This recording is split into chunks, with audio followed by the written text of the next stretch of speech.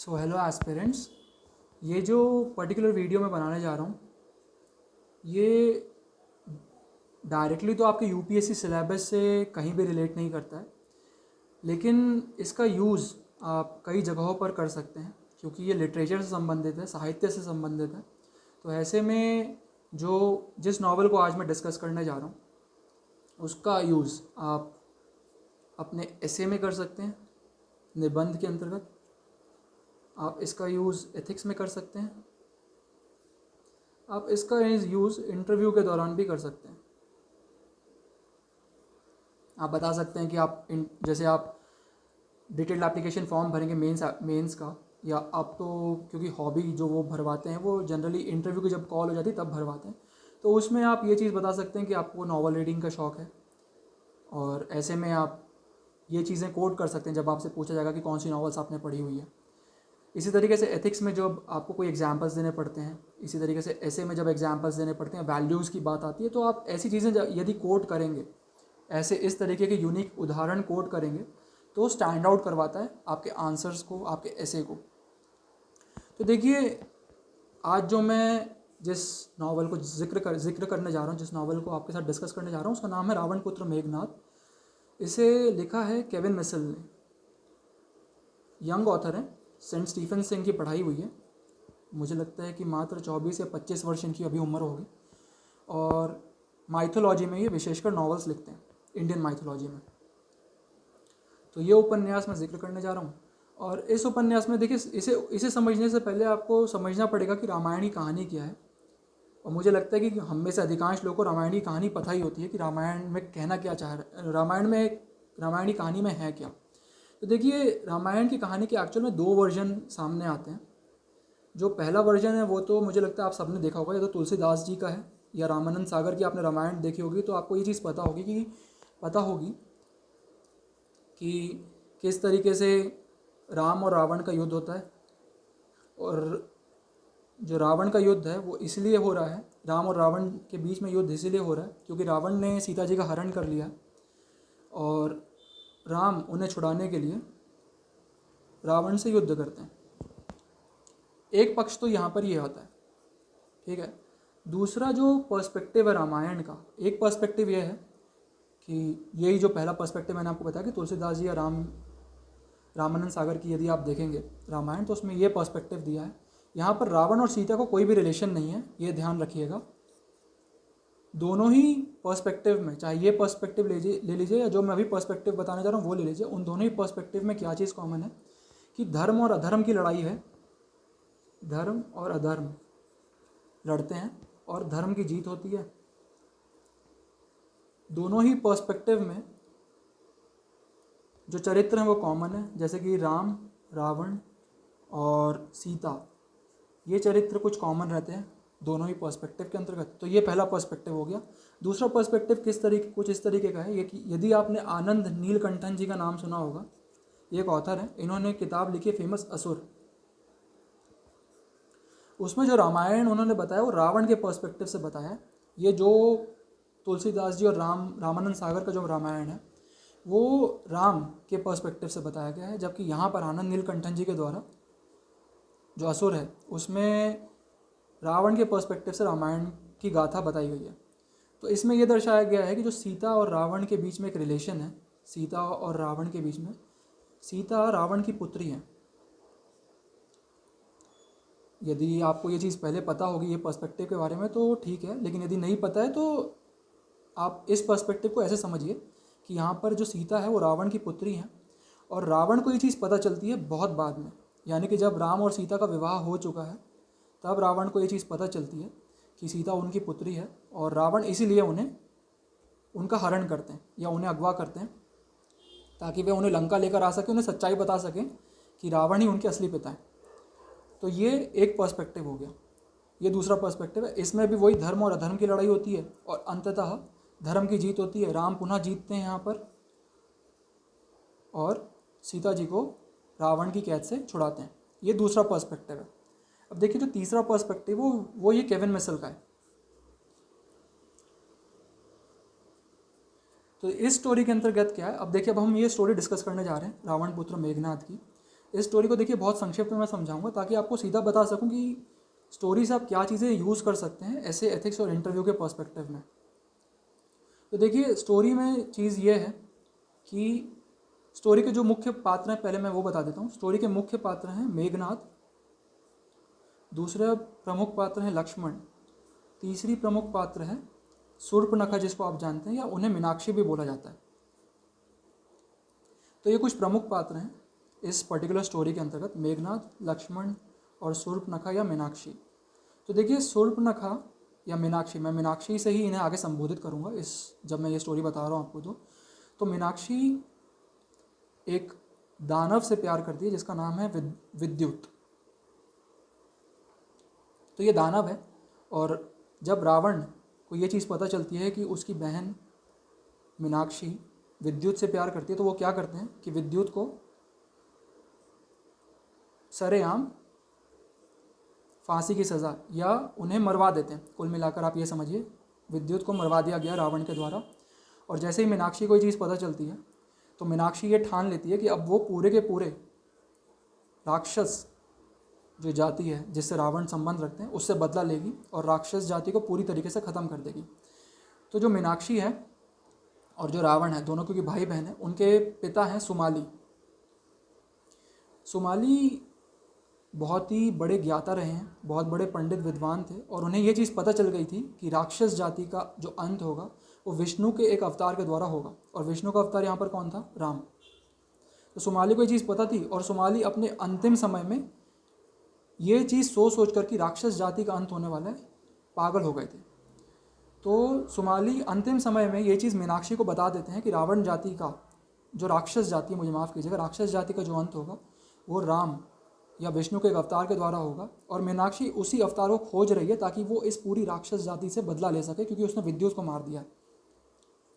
तो अंततः मीनाक्षी को राम या विष्णु के अवतार मिल जाते हैं उसी जंगल में और वो एक चक्रव्यूह रचती है या खेल रचती है यहाँ पर, जिसके अंतर्गत वो खुद ही राम से मिलती हैं और अपनी नाक, जिस तरीके से रामानंद सागर में ये चीज़ बताई गई थी कि लक्ष्मण के द्वारा शूर्पणखा की नाक काटी गई थी, लेकिन यहाँ पर मीनाक्षी खुद या शूर्पणखा खुद ही अपनी नाक काट देती हैं ताकि वो एक खेल रच सके।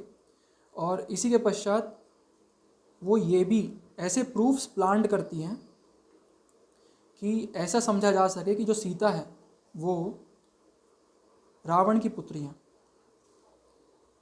एक्चुअल में रावण की पुत्री है नहीं सीता यहाँ पर इस कहानी के अंतर्गत या इस पर्सपेक्टिव के अंतर्गत, लेकिन जो शूर्पणखा है उन्होंने ये चीज़ प्लांट की है, जो मीनाक्षी उन्होंने ये चीज़ प्लांट की, ऐसे प्रूफ्स प्लांट किए हैं ताकि ये चीज़ समझ में आ सके कि ठीक है जो सीता है वो रावण की पत्नी है, पत्नी नहीं है, मुझे माफ़ कीजिएगा, बेटी है। और इसी के पश्चात क्या होता है कि जो शूर्पणखा है वो रावण के पास जाती है और रावण को ये चीज़ बताती है कि आपकी पुत्री, जो खोई हुई पुत्री थी, बचपन में जो खो गई थी, वो पुत्री आज सीता के रूप में जिंदा है और राघव या राम से उनका विवाह हो चुका है। इसके पश्चात रावण जाते हैं, पुनः सीता का हरण होता है और सीता को लंका ले आते हैं। लेकिन इसी बीच क्या होता है कि मेघनाथ को ये चीज़ पता चल जाती है कि शूर्पणखा के द्वारा या मीनाक्षी के द्वारा, जो उनकी आप कह लीजिए कि मौसी लगती हैं, उनके द्वारा ये चीज़ षड्यंत्र रचा जा रहा है। तो ऐसे में मेघनाथ रावण को बताने की कोशिश भी करते हैं कि जो आप सोच रहे हैं कि सीता आपकी पुत्री है, ऐसा कुछ भी नहीं है, सीता आपकी पुत्री है नहीं, सीता राघव की ही पत्नी है और बेहतर होगा कि आप राघव को या राम को सीता वापस लौटा दें। लेकिन जब रावण को ये चीज़ पता भी चलती है तो रावण अपनी गलतियों को मानने के लिए तैयार नहीं होता और वो ये कहता है कि ठीक है अगर वो मेरी पुत्री नहीं है तो एटलीस्ट मैं जाकर उससे विवाह ही कर लूँगा, लेकिन मैं उसे वापस नहीं लौटाऊँगा। यानी रावण अपनी गलती मानने के लिए तैयार नहीं है। और कुल मिलाकर अंत में राम और रावण का युद्ध तो नहीं दिखाया है, लेकिन ये दिखाया है कि जब लक्ष्मण और मेघनाथ का युद्ध हो रहा है तो मेघनाथ खुद ही सरेंडर कर देते हैं, जाकर लक्ष्मण के सामने आत्मसमर्पण कर देते हैं, जैसे हिंदी में कहा जाता है, लक्ष्मण के समक्ष कि आप मेरा वध कीजिए, तभी रावण युद्ध के अंतर्गत आएंगे और आप उन्हें मार पाएंगे या राम उन्हें मार पाएंगे। तो यदि रावण का वध करना है तो मेरा वध करना ज़रूरी है और इसलिए वह खुद आत्मसमर्पण करके लक्ष्मण से ये कहते हैं कि आप मेरा वध कर दीजिए। स्टोरी यहीं पर समाप्त हो जाती है। तो कुल मिलाकर इतनी सी स्टोरी है रावण पुत्र मेघनाथ उपन्यास में। तो देखिए अब इसका हम किस तरीके से यूज़ करें, इम्पॉर्टेंस तो ये है हमारे लिए। नावल तो ठीक है, अपनी जगह पर है, लेकिन इसका इस्तेमाल कैसे किया जा सकता है। तो देखिए कुछ मूल्य समझ में आते हैं जहाँ आप इसको GS4 के पेपर में यूज़ कर सकते हैं या एथिक्स के पेपर में यूज़ कर सकते हैं। एथिक्स GS4 ही होता है, माफ़ कीजिएगा, या ऐसे के पेपर में, निबंध के पेपर में आप इसका यूज़ कर सकते हैं। तो वो कौन से मूल्य हैं या किस टाइप की स्टोरी है। देखिए आप इस टाइप की स्टोरी स्टार्टिंग में बता सकते हैं।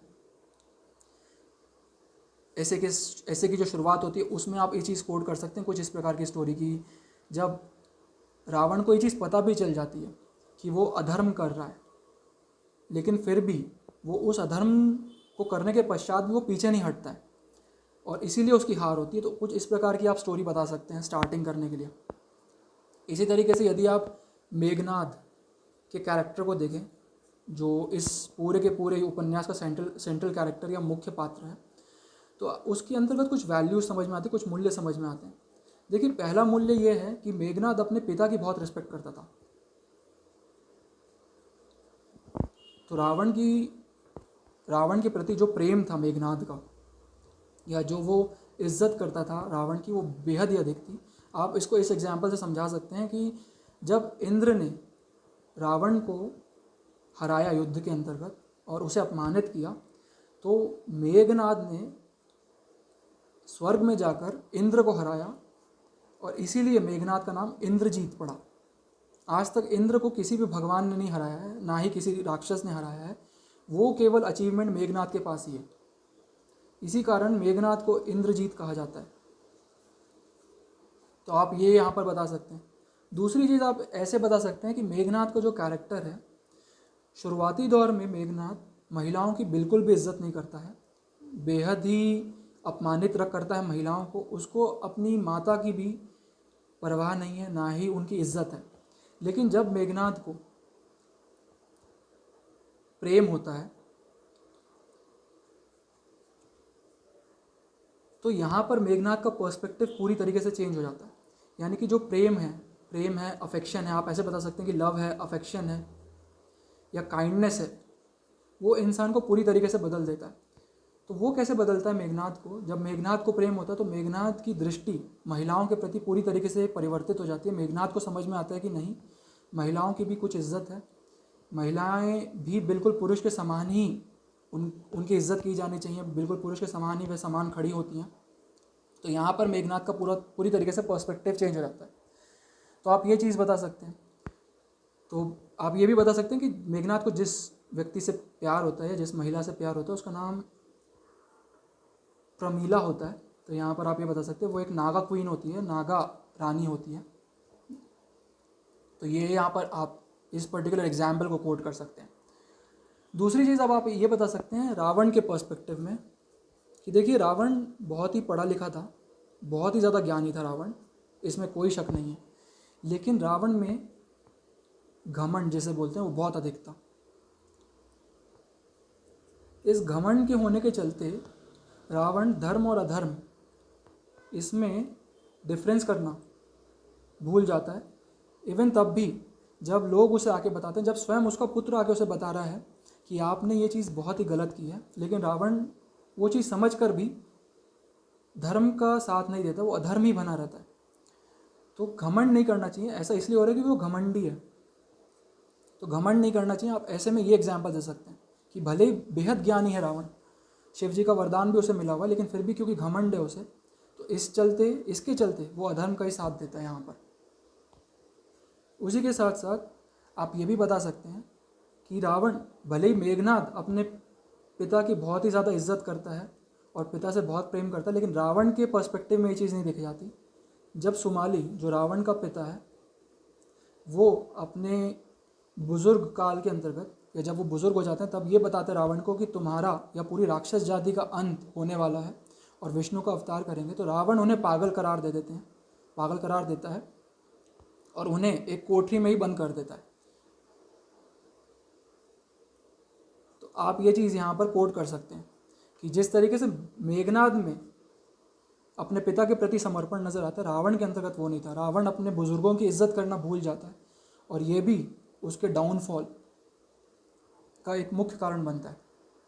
तो जैसे हमने एक चीज़ यहाँ पर ये सीखी थी कि प्रेम, आपको प्रेम हो या अफेक्शन हो या काइंडनेस हो, जिस तरीके से मेघनाद को प्रमीला से होता है और उसके पश्चात उसका एक पर्सपेक्टिव, नज़रिया चेंज होता है। और साथ ही साथ जब प्रमीला उसे बताती है कि सीता उसकी बहन नहीं है, जिस तरीके से सब लोग बता रहे हैं, रावण मेघनाथ को बता रहा है कि सीता उसकी बहन है, जब प्रमीला उसे बताती है कि ऐसा कुछ भी नहीं है, सारा का सारा षड्यंत्र शूर्पणखा के द्वारा रचा गया है या मीनाक्षी के द्वारा रचा गया, तो मेघनाथ तब अधर्म का साथ छोड़ के धर्म का साथ देता है। तो आप ये दर्शा सकते हैं कि ज़रूरी नहीं है कि व्यक्ति पूरी तरीके से धर्म हो या पूरी तरीके से अधर्मी हो। यदि व्यक्ति को चीज़ पता चलती है, जैसे मेघनाथ को ये चीज़ समझ में आई कि वो अभी तक अधर्म का साथ दे रहा था, तो वो अधर्म का साथ छोड़कर धर्म का साथ देता है और लक्ष्मण के समक्ष खुद को समर्पित करता है ताकि अधर्म का नाश हो सके। तो आप यहाँ पर ये उदाहरण दे सकते हैं। तो यहाँ पर आपने बताया कि प्रेम किस तरीके से आपको एक अच्छी दिशा में ले जाता है, लेकिन वहीं पर एक दूसरा उदाहरण भी है कि प्रेम जो है वो किस तरीके से आपको सर्वनाश की तरफ भी ले जाता है। यदि ये जेलेसी के फॉर्म में हो जाए, जलन के फॉर्म में हो जाए, या रिवेंज जिसे बोलते हैं उस फॉर्म में आ जाए, तो यहाँ पर आप उदाहरण दे सकते हैं शूर्पणखा का या मीनाक्षी का, जिसे प्यार तो विद्युत से था, लेकिन महज क्योंकि विद्युत का वध कर दिया गया और बाद में उसे ये पता चलता है कि विद्युत उससे वास्तविक रूप में प्रेम नहीं करता था, बस वो उसका इस्तेमाल कर रहा था ताकि वो रावण को मार सके। तो जब मीनाक्षी को चीज़ पता भी चल जाती है, क्योंकि वो प्रेम में इतनी पागल हो जाती है कि वो ये चीज़ें समझने के लिए तैयार ही नहीं है, और इसी रिवेंज या जलन की भावना के चलते वो पूरे के पूरे राक्षस जाति का अंत करने पर तुल जाती है। तो यहाँ पर आप ये चीज़ बता सकते हैं कि जो राक्षस जाति का अंत है वो किस तरीके से मीनाक्षी या शूर्पणखा के द्वारा करवाया गया। तो ये कुछ चीज़ें हैं जो आप यूज़ कर सकते हैं, वैल्यूज़। तो मैं आशा करता हूँ कि आपको चीज़ें समझ में आई होगी। यदि आपको यही चीज़ें इंटरव्यू में यूज़ करनी है तो आप इसे ऐसे दर्शा सकते हैं कि आपने नए नॉवेल्स पढ़े हैं, जब वो पूछेंगे कौन से नॉवल पढ़े तो आप ये पर्सपेक्टिव बता सकते हैं इंटरव्यू के अंतर्गत। ये हो गया कि आप बता सकते हैं नॉवल रीडिंग में आपको इंटरेस्ट है। आप ये भी दर्शा सकते हैं कि किस तरीके से एक नया पर्सपेक्टिव जानने के लिए मिला आपको रामायण का। तो ऐसी कुछ चीज़ें जब आप बताएंगे तो आपका इंटरव्यू बहुत इंटरेस्टिंग बन जाएगा और ये काफ़ी हेल्प करेगा आपको नंबर्स गेन करने में। तो मैं आशा करता हूँ कि आपको चीज़ें बहुत अच्छे से समझ में आई होगी। कोई भी डाउट्स होंगे तो प्लीज़ डिस्कॉर्ड प्लेटफॉर्म पर पूछ लीजिएगा। बहुत बहुत धन्यवाद।